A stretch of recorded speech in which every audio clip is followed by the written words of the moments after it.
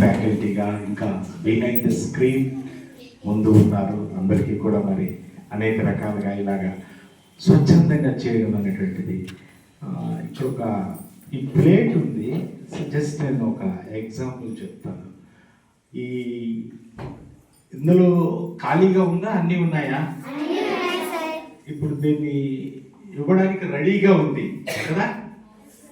ఆరోగ్యవరంలో ఒక సంస్థ ఉంది, చిల్డ్రన్స్ ప్రాజెక్ట్. ఆనంద్ సార్కి తెలుసు.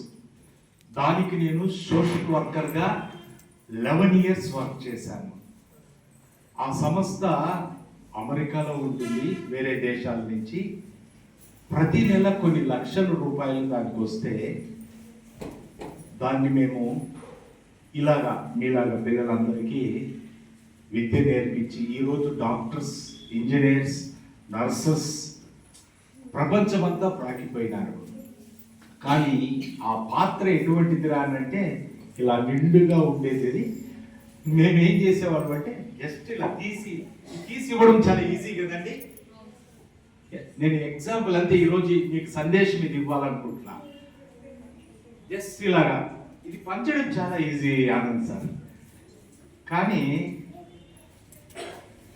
ఈ సంస్థ ఎలా ఉందంటే ఇలాగ ఇప్పుడు ఎంటీ పాత్ర, ఇది ఎంటీ పాత్ర ఆయన ఎత్తుకొని బై ఫెయిత్ అంతే, ఇంకేం లేదు.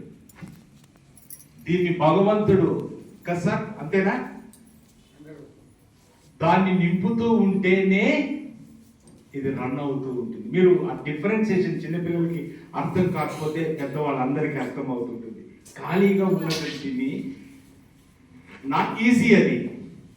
సో అన్ని ఏళ్ళు 11 ఏళ్ళు నేను నిండిన పాత్రను అనేక మందికి పిల్లలకి ఫీజు అంటే రైట్ ఒక బిల్ రాయడం, ఓకే వాళ్ళకి ఆ కాలేజీలో ఎన్ని వేలైనా, హాస్పిటల్ సిఎంసి అని అంటే 20,000, 30,000, 50,000 కట్టిన రోజులు కూడా ఉన్నాయి. ఇలాగా ఉన్నటువంటిది ఇది ఈ రోజు ఇక్కడ ఇంత చూస్తూ ఉన్నప్పుడు సార్కి నాకు, ఆనంద్ సార్కి నాకు సుమారు 25-30 ఏళ్ళగా మా ఇద్దరి మధ్యలో స్నేహం ఉంది. ఈ చిన్న విత్తనము చూస్తూ నన్ను అబ్జర్వ్ చేస్తున్నా, నేను అక్కడ ఏం చేస్తున్నాను, ఇది ఎలా గ్రో అవుతా ఉంది. అక్కడ నాకు రెడీగా ఉంది, సిద్ధంగా ఉంది. ఆరోగ్యవరం మెడికల్ సెంటర్లో కొన్ని వేల ఫ్యామిలీస్ అన్ని దేశాల నుంచి సపోర్ట్ ఇస్తుంటే రన్ అవుతున్నది ఎలాగుంది. సో ఒక వ్యక్తి రన్ చేయడం అనంటే అక్కడ మాకు జీతాలు ఇచ్చి మేము వర్క్ చేస్తాం. మీరు ఇక్కడ వాలంటరీగా వస్తూ చేస్తున్నటువంటిది. ఈ కంపారిజన్ మీరు కూర్చున్నప్పుడు నేను అక్కడ కూర్చొని ఆలోచిస్తూ ఉంటే కన్నీళ్ళు వచ్చేసాయి. పిల్లలు చేసేటవి ఇవన్నీ చూస్తున్నప్పుడు ఎలాగ రేపుడి దినమని ఎలాగుంటుంది పరిస్థితి అనేటువంటిది. కనుక ఇది చాలా కష్టము. దీనికి దైవ కృప ఉండాలి ఒకటి, రెండోది డెడికేషన్ ఉండాలి. రెండు ఉన్నాయి ఇక్కడ. Thank you sir. నిజంగా కనుక ఇక్కడ రెండు దైవ కృప ఉన్నది. దైవ కృప అంటే ఒక మాట చెప్తాను, ఇంకేమీ లేదు. క్రిస్మస్ అనేటువంటిది ఒక కులానికి, ఒక మతానికి సంబంధించినటువంటిది కాదు.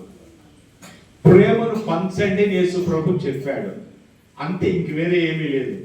ప్రేమను పంచండి, నిన్ను వలె నీ పొరుగువానిని ప్రేమించు. నన్ను నేను ఎలాగా సంరక్షించుకుంటానో అలాగే. సో లోపల నుంచి వచ్చేటువంటి కనికరం కానీ, దయ కానీ, ప్రేమ కానీ ఇవన్నీ కూడా ఇతరుల పట్ల చూపించండి అన్నాడు, అంతే. అంత తప్ప ఒక కులము, మతము ఏమీ లేదు. కనుక యేసుక్రీస్తు జన్మించినటువంటి దినం ఆయన వచ్చిందే ఈ లోకానికి ఒక గిఫ్ట్గా ఆయన వచ్చాడు. సో మన అందరం కూడా ఆయన ప్రేమను. కనుక నేనేం చేశాను అంటే ఒక 3 ఏళ్ల క్రితం మా అన్న మరియు మా వదినమ్మ కెనడా దేశంలో ఉంటే వాళ్ళతో పంచుకున్నాను. వాళ్ళు ఇండియాకు రాకముందుకే చెప్పారు. ఎందుకంటే ఇప్పుడు నాకు ఆ ప్రాజెక్ట్ క్లోజ్ అయిపోయింది కనుక నేను జాబ్ నుంచి బయటకు వచ్చేసి విశ్వం కాలేజీలో మ్యూజిక్ టీచ్ చేస్తూ ఉన్నాను. ఇంకా అవకాశాలు ఏమీ లేవు. ఎవరికైనా ఏదైనా చేద్దాం రానంటే ఒక వ్యక్తి ఏమీ చేయలేదు. ఇటువంటి సమయంలో మరి ఆ మాటలు చెప్పినప్పుడు అన్న వదిలితో మాట్లాడినప్పుడు వాళ్ళు వెళ్ళి చూద్దాము అని అన్నారు. సో ఇది ఇక్కడికి రాకముందు అక్కడ ఉండింది, వాళ్ళు చూశారు. అప్పటి నుంచి వాళ్ళు మరలా తిరిగి నామక అవకాశం భగవంతుడు వారి ద్వారా ఇచ్చాడు. అంతేగాని పెద్ద గొప్ప పని నేనేం చేయడం లేదు. దీన్ని నడిపిస్తున్న వారు రేపు ఎలాగుంటుంది తెలియదు, ఈ రోజు ఇలాగుంది. ప్రతిరోజు ఒక దినదిన గండం నూరేళ్ళ ఆయుష్ మాదిరే ఉంటుంది. ఎవరో ఒకరిని దేవుడు ప్రేరేపణ చేస్తేనే అది ప్రేమలోంచి పుట్టేదే.